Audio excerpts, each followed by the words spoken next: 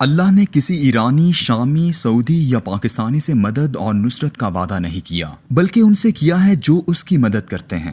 فرمایا، اگر تم اللہ کی مدد کرو گے تو وہ تمہاری مدد کرے گا۔ جو اللہ کے دین میں اس کی مدد نہیں کرتے، رسوائی ان کا مقدر ہو جاتی ہے، اور وہ جس دنیا کی طلب میں مرے جا رہے ہوتے ہیں وہ بھی کئی دفعہ ان کے ہاتھ نہیں آتی۔ یہ ہے وہ افتاد جو بحیثیت مجموعی آج قوموں پر ٹوٹی ہوئی ہے۔ ایسی قوموں کی نشانی یہ ہے کہ ان کا توکل اللہ کی ذات سے اٹھ جاتا ہے، اور وہ خالصتاً اسباب دنیا پر بھروسہ کر کے انہی کی کمی کا رونا روتی رہتی ہیں۔ دوم یہ کہ اللہ انہیں اجتماعی طور پر ویسے استغفار کی توفیق عطا نہیں کرتا جیسی سیدنا یونس علیہ السلام کی قوم کو دی تھی، اور اللہ نے فرمایا تھا، اور ہم نے رسوائی کے عذاب کو دنیاوی زندگی میں ان سے ٹال دیا اور ان کو ایک خاص وقت کے لیے زندگی سے لطف اندوز ہونے کا موقع دیا۔ سب سے بدنصیب وہ قومیں ہوتی ہیں جن کے درمیان نیک، تہجد گزار، عابد و زاہد اور جہاد کرنے والے لوگ بھی موجود ہوتے ہیں، لیکن اللہ ان کی اجتماعی دعائیں قبول نہیں کرتا۔ سید الانبیاء صلی اللہ علیہ وآلہ وسلم نے فرمایا، لوگوں پر ایک ایسا دور آئے گا کہ مومن مسلمانوں کی حمایت کے لیے دعا کرے گا مگر قبول نہیں کی جائے گی۔ اللہ تعالیٰ فرمائیں گے، تو اپنی ذات کے لیے اور اپنی پیش آمدہ ضروریات کے لیے دعا کر، میں قبول کروں گا، لیکن عام لوگوں کے حق میں قبول نہیں کروں گا، اس لیے کہ انہوں نے مجھے ناراض کر لیا ہے۔ اللہ ہم سے کیوں ناراض ہوتا ہے؟ وہ تو رحمان و رحیم ہے اور اپنے بندوں پر شفیق ہے۔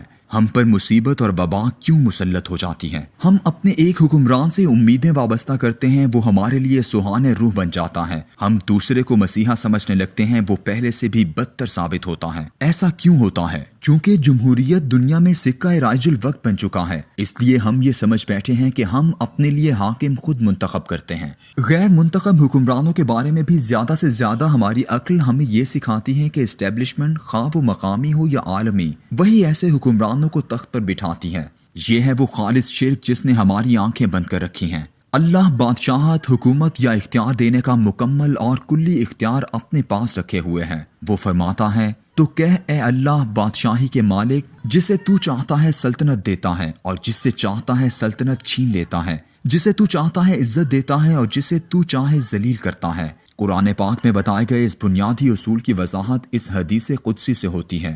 رسول اکرم صلی اللہ علیہ وآلہ وسلم نے فرمایا، اللہ فرماتا ہے کہ میرے سوا کوئی معبود نہیں، میں بادشاہوں کا مالک اور بادشاہوں کا بادشاہ ہوں، بادشاہوں کے دل میرے ہاتھ میں ہیں، لہٰذا جب میرے بندے میری اطاعت و فرما برداری کرتے ہیں تو میں ان کے حق میں بادشاہوں کے دلوں کو رحمت و شفقت کی طرف پھیر دیتا ہوں، اور جب میرے بندے میری نافرمانی کرتے ہیں تو میں ان کے حق میں بادشاہوں کے دلوں کو غضبناکی اور سخت گیری کی طرف پھیر دیتا ہوں، جس کا نتیجہ یہ ہوتا ہے کہ وہ ان کو سخت عقوبتوں میں مبتلا کرتا ہے۔ ایسی صورت میں تم اپنے آپ کو ان بادشاہوں کے لیے بد دعا کرنے میں مشغول نہ کرو، بلکہ میری بارگاہ میں تضرع و زاری کرو تاکہ میں تمہارے ان بادشاہوں کے شر سے تمہیں بچاؤں۔ اللہ لوگوں پر برے حکمران مسلط کرنے کے لیے بھی ایک اصول بتاتا ہے جس کی وضاحت خود قرآن پاک میں کی گئی ہے۔ تم کو جو کچھ مصیبت پہنچتی ہے وہ تمہارے ہی ہاتھوں سے کیے ہوئے کاموں سے پہنچتی ہے، اور بہت سارے گناہوں سے تو اللہ درگزر کر دیتا ہے۔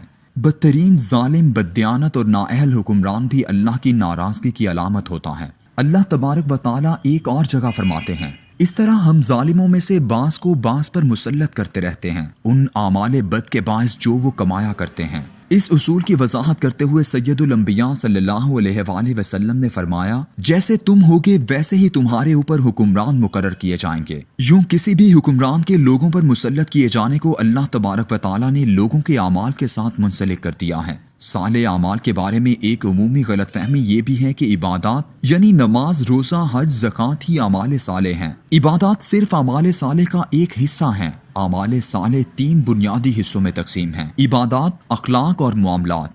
اخلاق اور معاملات سے محروم عبادت گزار لوگ بھی ایسے ہوتے ہیں جن کی عبادات اللہ کے ہاں قابل قبول نہیں ہوتی، جن کی دعائیں رد کرتی جاتی ہیں۔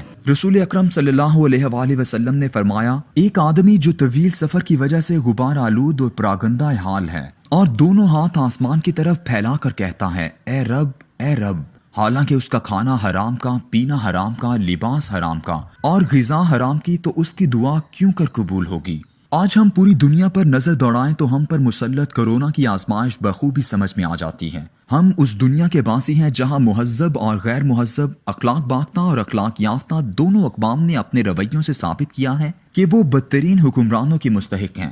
دنیا کی قدیم ترین جمہوریت اور اخلاقیات کا درس دینے والی قوت برطانیہ کا عالم یہ ہوا کہ BBC کی 7 اپریل کی رپورٹ کے مطابق ڈبل روٹی دگنی قیمت پر 3 پاؤنڈ میں، ٹوائلٹ رول 9 پاؤنڈ میں اور سینیٹائزر 15 پاؤنڈ میں فروخت ہوا۔ یہی کیفیت امریکہ اور یورپ کے ممالک میں پیش آئی، اور ہمارے پیارے پاکستان میں بھی 1000 والا آکسی میٹر 9000 میں اور 15000 والا آکسیجن سلنڈر 35000 میں بکنے لگا۔ منافع خوری کا کمال دیکھیں کہ ابھی گندم کی کٹائی ہوئی ہے، نئی فصل مارکیٹ میں ہے۔ کبھی ان دنوں گندم بازار میں سرکاری ریٹ سے بھی کم ملا کرتی تھی، مگر منافع خوری کا عالم یہ ہے کہ 1300 روپے من کی بجائے 2000 روپے من مل رہی ہے۔ ایسے اعمال کے ساتھ ہم یہ توقع رکھتے ہیں کہ ہم پر عادل، اہل اور مصنف مزاج حاکم مسلط ہوں۔ ایسا ہونا اللہ کے اپنے بنائے ہوئے بنیادی اصولوں کے ہی خلاف ہے۔ زمین پر کوئی قوم اللہ کی لاڈلی نہیں ہے، وہ اس دنیا پر بسنے والی تمام مخلوقات کو اپنا کنبہ قرار دیتا ہے۔ جو بھی قوم بحیثیت مجموعی اللہ کے کنبے پر ظلم کرتی ہیں، ایسی قوم پر اللہ کی ناراضگی اور سزا کی سب سے بڑی علامت یہ ہوتی ہے کہ اس پر ظالم حکمران مسلط کر دیے جاتے ہیں۔ آج دنیا ایسے ظالم حکمرانوں سے پٹ چکی ہے۔ ظلم و زیادتی پورے کرۂ ارض کا خوفناک چہرہ ہے۔ ان حالات میں ہمیں معافی کیسے مل سکتی ہے؟ ہمیں تو اللہ نے یونس علیہ السلام کی قوم کی طرح توبہ کی توفیق سے بھی محروم کر دیا ہے۔ حجاز کے خادمین سے لے کر ملیشیا و مراکش تک کسی ایک حکمران کو بھی میرے اللہ نے یہ توفیق عطا نہیں فرمائی کہ وہ اپنی قوموں کو لے کر اجتماعی طور پر اللہ کے حضور معافی طلب کرتا تاکہ ہم پر اللہ کی ناراضگی کم ہوتی۔ دنیا بھر کے مسلمانوں کی حرم اور مسجد نبوی صلی اللہ علیہ وآلہ وسلم کے دروازوں پر قطاریں لگ جاتی۔ ایک ٹولی اللہ کے حضور گڑ گڑانے کے لیے جاتی تو دوسری باہر منتظر کھڑی ہوتی، لیکن آج اللہ نے یہ توفیق بھی ہم سے چھین لی ہے۔ اس سے بڑی ناراضگی اور کیا ہوگی؟